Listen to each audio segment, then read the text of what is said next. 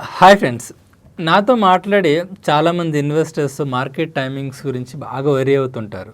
Markets హైలోకి వెళ్ళినప్పుడల్లా markets బాగా హైలో ఉన్నాయి కదా, ఇప్పుడు ఇన్వెస్ట్ చేయటం రైట్ టైం కాదు కదా, మార్కెట్స్ డౌన్లోకి వచ్చినప్పుడు చెప్పండి, మేము ఎక్కువ అమౌంట్ ఇన్వెస్ట్ చేస్తామంటుంటారు. ఈ మార్కెట్ టైమింగ్స్ డైలమా అన్నది చాలామంది ఇన్వెస్టర్స్కి ఉంటూ ఉంటుంది. ఎవరైతే మార్కెట్ టైమింగ్స్ గురించి బాగా వరీ అవుతుంటారో, అలానే మార్కెట్ హైలో ఉన్నప్పుడు ఇన్వెస్ట్ చేయాలా లేదా, అలానే మార్కెట్ డౌన్కి వెళ్ళినట్టయితే ఆ డౌన్స్ని ఎలా ఐడెంటిఫై చేసి ఇన్వెస్ట్ చేయాలి. ఎవరైతే మ్యూచువల్ ఫండ్స్ అలానే స్టాక్స్లో ఇన్వెస్ట్ చేస్తున్నారో వాళ్ళందరికీ కూడా ఈ సెషన్ చాలా యూస్ఫుల్ సెషన్.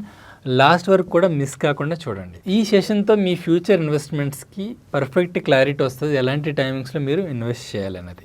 ఈ సెషన్లో మనం ఒక కంపారిటివ్ స్టడీ చేస్తాం. ఇందులో 2 పార్ట్స్ ఉంటాయి. ఒక పార్ట్ వచ్చేసి మార్కెట్ డౌన్కి వెళ్ళినప్పుడు, మార్కెట్ డౌన్ అంటే మనం ఎలా డిఫైన్ చేసుకున్నామంటే 5% మార్కెట్ ఇప్పుడు ప్రజెంట్ స్టేట్ నుంచి మార్కెట్ 5% డౌన్కి వెళ్ళినట్టయితే నిఫ్టీ లెవెల్లో దాన్ని మనం మార్కెట్ కరెక్షన్ అని డిఫైన్ చేసుకుంటాం. సో ఎవ్రీ మార్కెట్ కరెక్షన్కి మనం ఇన్వెస్ట్ చేస్తుంటాం. సో ఇదొక సినారియో. లాస్ట్ 10 ఇయర్స్లో ఎవ్రీ 5% డౌన్కి మనం ఇన్వెస్ట్ చేస్తుంటాం.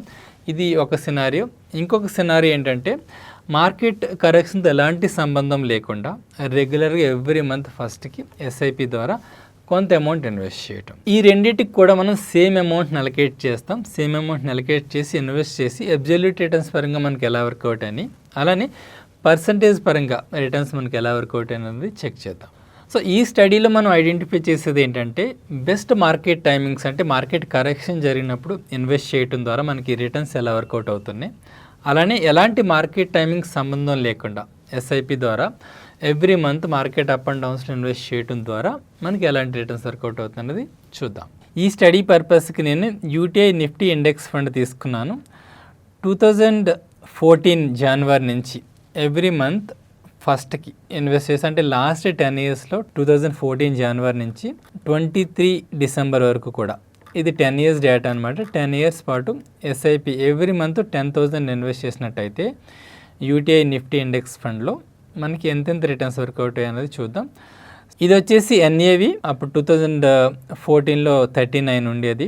అలానే ఇవి వచ్చేసి యూనిట్స్. సో ఇది టోటల్ అమౌంట్ ఇన్వెస్ట్ చేసేది, ఇది క్యూములేటివ్గా యాడ్ అవుతుంటుంది. అలానే ఈ పర్టికులర్ అమౌంట్ దీనికి సంబంధించి ఇది వాల్యుయేషన్ దీనికి సంబంధించి వాల్యుయేషన్ అనమాట. సో ఇది మన ఎండింగ్ వరకు ఇలా చూసుకుంటూ పోయినట్టయితే మనకి లైక్ ఇన్వెస్ట్మెంట్ అమౌంట్ వచ్చేసి 12 lakhs అయింది. ఎందుకంటే 120 months కదా, 10 years అంటే 120 into 10, 12 lakhs అయింది ఇన్వెస్ట్మెంట్ అమౌంట్. దీని వాల్యుయేషన్ వచ్చేసి 31st డిసెంబర్ 2023. ఇక్కడ ఎన్ఏవి 29 డిసెంబర్ ఉంది కదా, అంటే 29 అన్నది లాస్ట్ వర్కింగ్ డే అనమాట. సో లాస్ట్ వర్కింగ్ డే కాబట్టి 29th తీసుకుంది ఇది.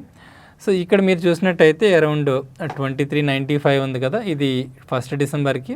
సో 31st డిసెంబర్కి మనకి వాల్యుయేషన్ వచ్చేసి 25,67,000 ఉంది. సో మోర్ దాన్ డబుల్ అయితే అయ్యింది.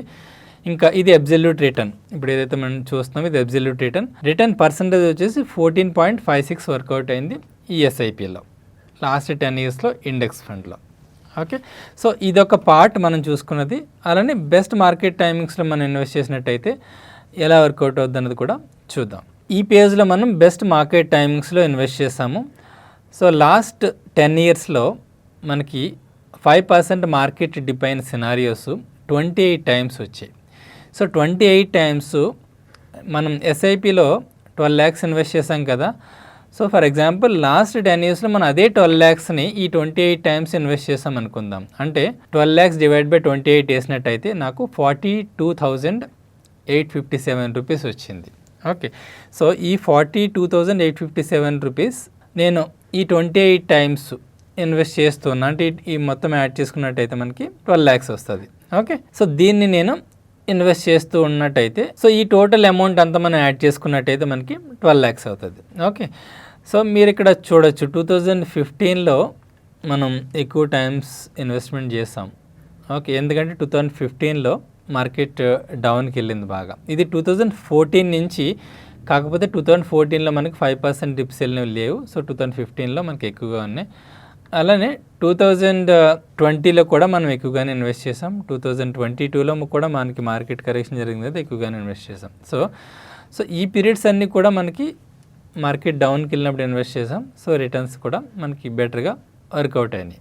సో ఇంకా ఓవరాల్ రిటర్న్స్ ఎలా వర్కౌట్ అయినాయో మనం చూసినట్టయితే, సో ఇది మనం ఈ అమౌంట్ అంతా total market value as on today add చేసుకుంటే మనకి 25,41,000 వచ్చింది. ఇది అబ్జల్యూట్ రిటర్న్.